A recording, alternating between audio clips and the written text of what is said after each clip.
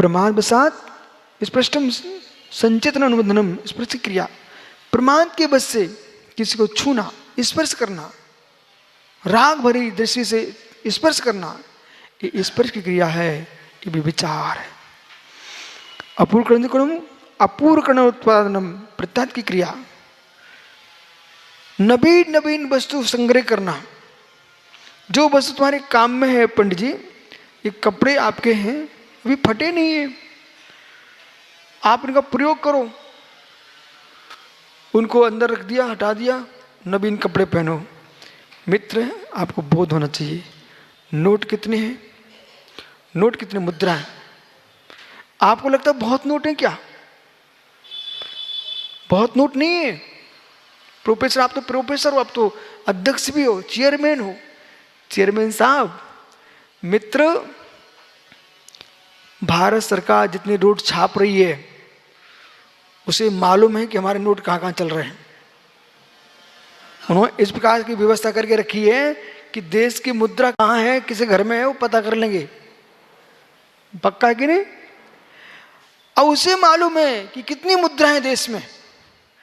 ठीक, अब सोचिए, जैन दर्शन कितने शासन के अनुसार और देश की रक्षा की बात करता है। जगत को पता ही नहीं है जैन धर्म की महिमा। देखिए आप, इस व्रत का पालन करे व्यक्ति,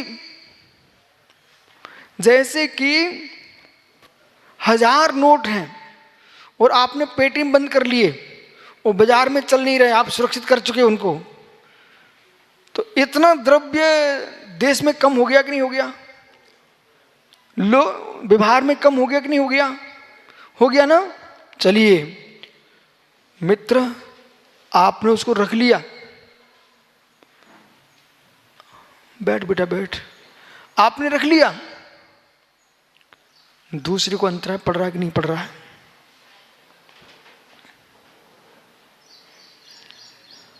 अंतराय पड़ रहा है कि नहीं पड़ रहा है? अब जैसे महात्मा जी बीच में आए तो अंतराय पड़ा कि नहीं पड़ा? पड़ा। अब भले भी न सोचे, लेकिन पड़ा। बड़ा सूक्ष्म कार्यक्रम है। और जैसे अजित पंडित जी ने, एक अकेला आदमी है, वो अरबों खरबों की संपत्ति छुपा ली है, माना की। अब वो बाजार में पंडित जी, कहो भाई सेव फल के दाम बढ़ गए। बढ़े कैसे?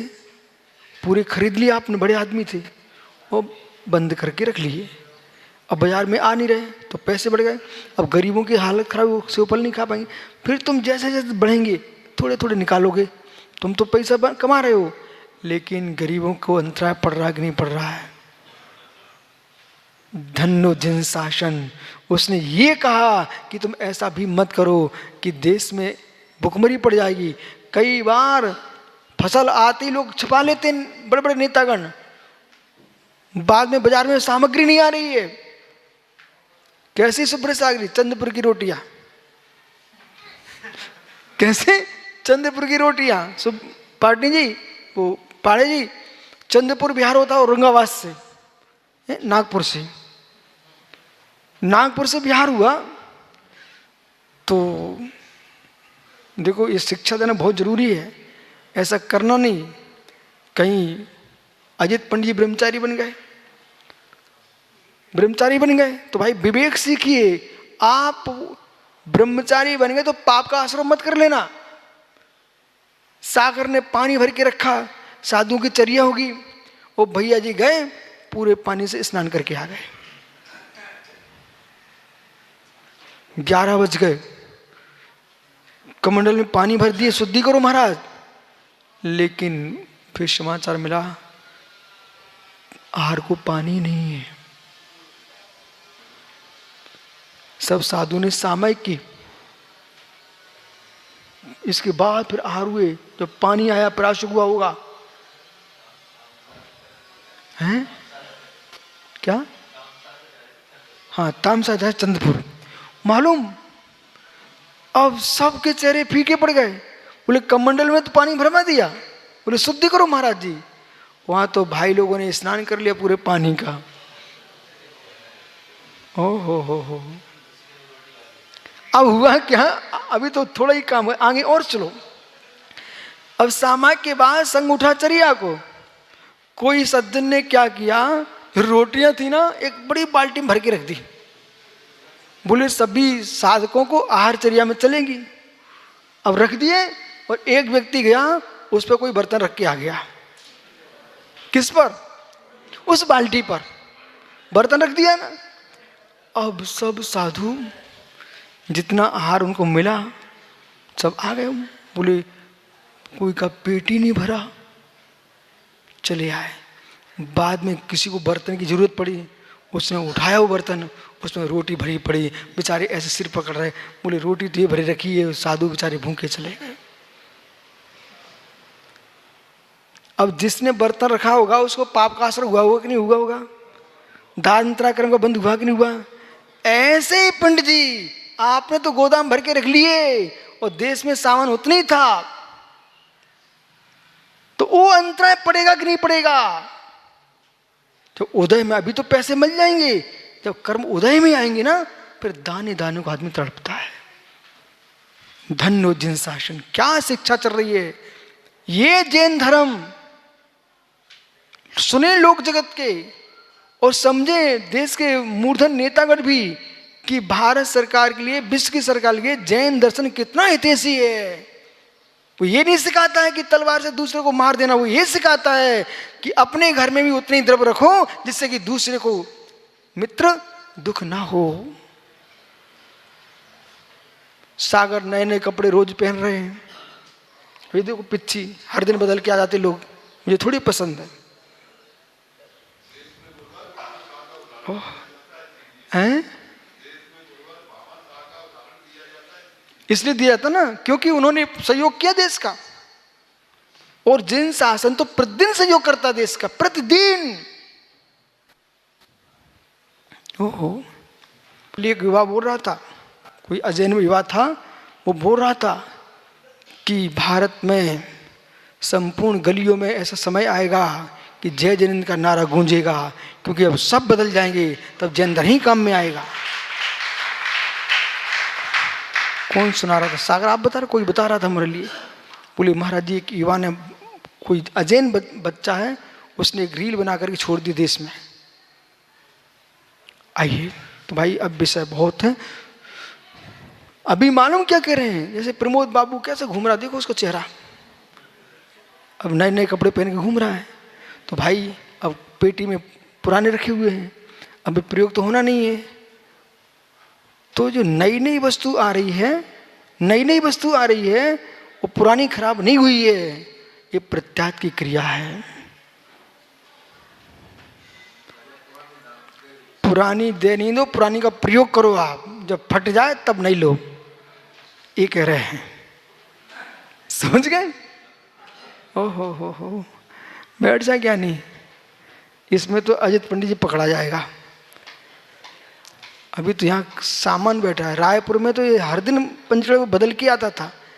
कई गेरुआ पहन के आए, कई भगवा पहन के आए, कई पीले पहन के आए, पता ही नहीं चलता कौन से पंथ का आदमी है।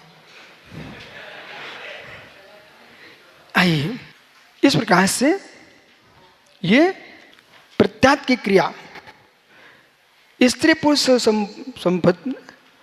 संपत्ति आशीष मलोत्सर्गाम कडम समन्ता में किया, जहाँ पर स्त्री घूमती हो, पुरुष घूमते हो, पशु घूमते हो, लोगों का आना जाना हो, वहाँ पर मल मूत्र का विसर्जन नहीं करना चाहिए।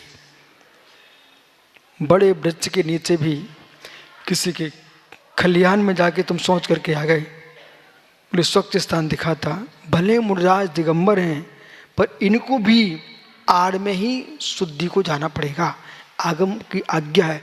ऐसा नहीं हम तो नंगे कहीं बैठ सकते, ऐसा नहीं है, आपको मर्यादा में ही रहना पड़ेगा।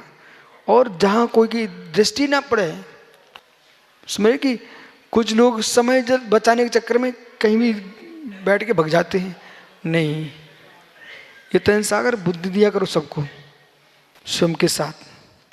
तो मतलब कि गेट पे ही बैठ के चले जाएं, लघु शंकर बोले गेट पे बैठ के चले गए। मैं तेरे समझो आगम क्या कह रहा है, जहाँ पर लोगों का आना जाना है, तुम बिल्कुल रोड पर बैठ कर थोड़ा अंदर चले जाओ ना, वैसे तो सरकार की पाबंदी हो रही है, तो ये कराया किसने? उन्हीं जैसे लोगों ने, जो विवेकहीन है, कहीं भी बैठ के भाग जाते हैं। अरे मर्यादा में जाओ, आड़ में जाओ, व्यवस्थित जाओ, शुद्धि करो। समन्तान पाए गए, न तुम कोई को देखो न कोई तुम्हें को देखे। अमृष्ट भूमा कादि निक्षेप अनामुख क्रिया, बिना देखे बिना मार्जन किए मल आदि का क्षेपण कर देना, वस्तु का रख देना, उठा देना, ये अनाभुक की क्रिया है। भैया तब से चलना प्रारंभ कर दो बोटू भैया, जैसे जरा सी इच्छा हो, नहीं तो जब तक पहुंचे रास्ते ही खराब कर दिया, अपने कपड़े खराब कर लिए और रास्ता खराब कर दिया। तो भैया पहले से सूचना मिल जाती है, अब तुमको छींके जमाइए कि सोच जाना, लघुशंक का जाना है, तो वहां पर आप पहुंच जाए निश्चित स्थान पर, जिससे इतना समय तो मिल जाए कि हम भैया मार्जन कर लें। मालूम चला कि बैठ मार्जन तो दूर है कि बैठ भी नहीं पाए, खड़ी खड़ी हो गया पिन्ने बराबर। तो आदमी को पहले से सोचना चाहिए, ऐसा समझाओ सबको, ठीक है। और बैठना भी सिखाओ कि कहाँ बैठना चाहिए कहाँ नहीं बैठना चाहिए। हाँ, सद्भाव सबको सिखाना बेटा।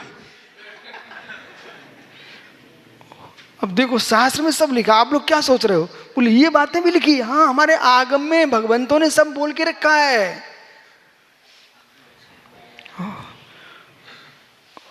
इसलिए ये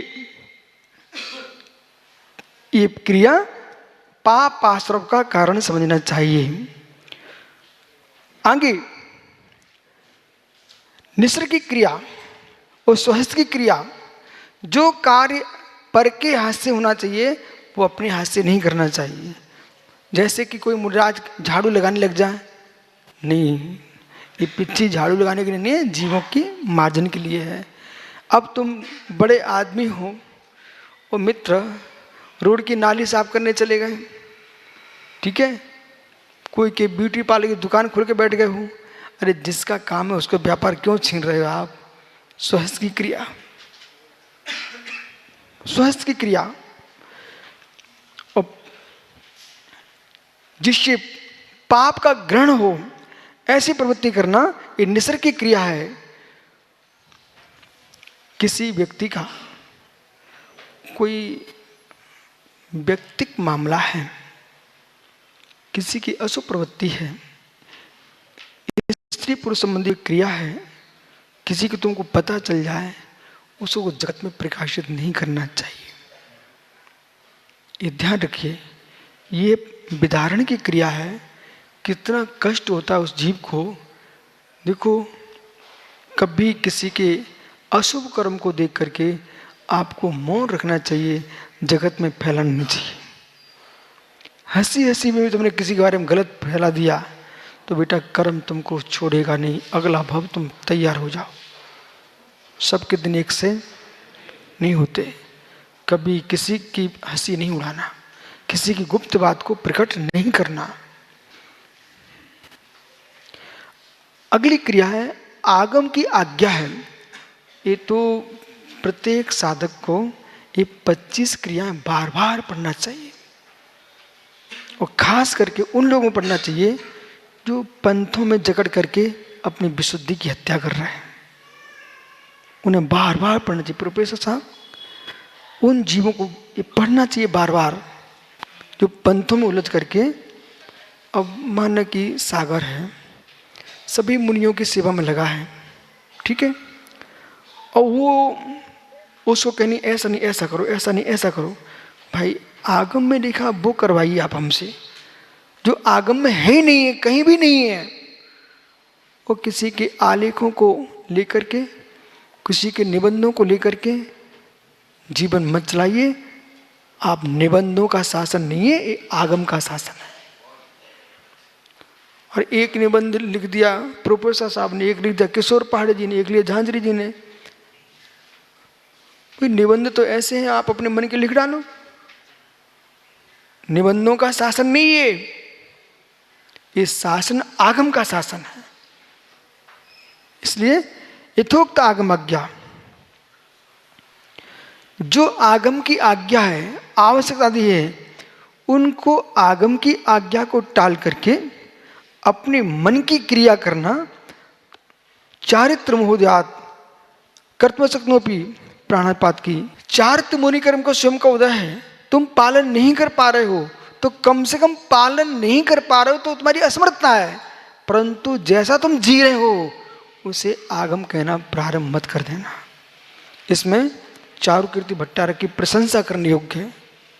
पुराने चारुकीर्ति, कर्मयोगी चारुकीर्ति मित्र, आप कोमटेस में थे, सभी मुनिराज बैठे हुए थे, आचार्यगण बैठे हुए थे। एक मुनिराज ने प्रश्न कर दिया भट्टारक जी से कि भट्टारक जी, जो आपकी जो मुद्रा है इसमें इसका आगम में क्या व्याख्यान है? मैं बहुत खुश हुआ। भट्टारक जी हाथ जोड़े, कहा महाराज जी ये हमारी कोई मुद्रा नहीं है, हम तो जिन शासन के रक्षक हैं, हम ना परमेष्ठी हैं ना हम गुरु हैं, हम तो रक्षक हैं। गुरु दिगंबर मुनि हमारे हैं, हम दिगंबर मुनियों को ही मानते हैं। हो ऐसा बोले भट्टारक जी। बोले आगम में ये कोई विचार, हमारी परंपरा का उल्लेख नहीं है। ये भट्टारक परंपरा जब मुनियों का विहार बंद हो रहा था, धर्म का नाश हो रहा था, उस काल में एक व्यवस्था बनाई गई थी और दक्षिण भारत में भी आवश्यकता दिखती है, इसलिए हम लोग हैं। तो इसमें विरोध की भी आवश्यकता नहीं है। सामने वाला स्वयं कह रहा है कि भाई मेरा भेष की व्याख्या आगम में नहीं है, लेकिन हम धर्म की रक्षा कर रहे हैं, हम धर्म का नाश नहीं कर रहे हैं। ऐसा विचार किया, सब मुनिराज खुश हुए। और मालूम उसी समय ऊपर जा रहे थे सीढ़ियों पर, एक व्यक्ति समाचार लेके आ गया। तब लगा आदमी कितना गंभीर है ये। तब भी मैं साथ में था।